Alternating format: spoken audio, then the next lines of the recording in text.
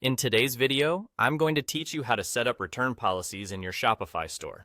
Setting up a clear and robust return policy is crucial for managing your store effectively and ensuring that customers feel confident when making purchases. Let's walk through the steps together to get this implemented on your Shopify store smoothly. First off, you'll want to start by accessing your Shopify admin panel. So, head over to the bottom left corner of your screen and click on Settings. This is where you can tweak a wide array of options to tailor your store to your needs.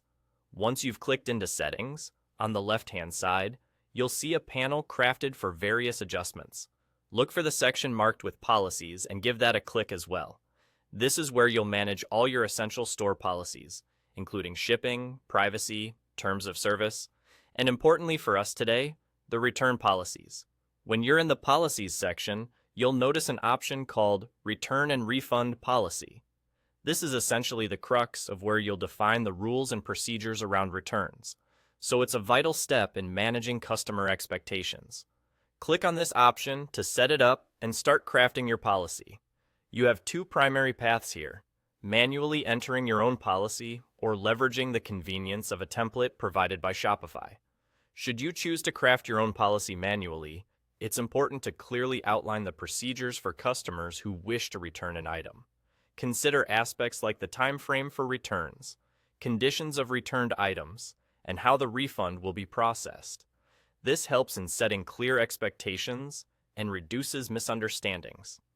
On the other hand, if you prefer to start with Shopify's template, this can be a quick way to ensure all the necessary elements are included without missing crucial pieces.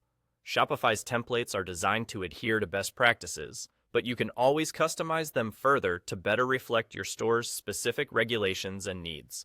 Whichever route you decide on, it's essential to thoroughly review the policy before it goes live. Proofread it to make sure everything is clear and concise, and that it accurately represents what you're willing to offer. Once you're satisfied, simply click Publish to finalize and implement your policy. And there you have it. Your return policy is now set up. Having a straightforward and easily accessible return policy is a gigantic step in building trust with your customers, ultimately leading to potentially smoother transactions and happier customers.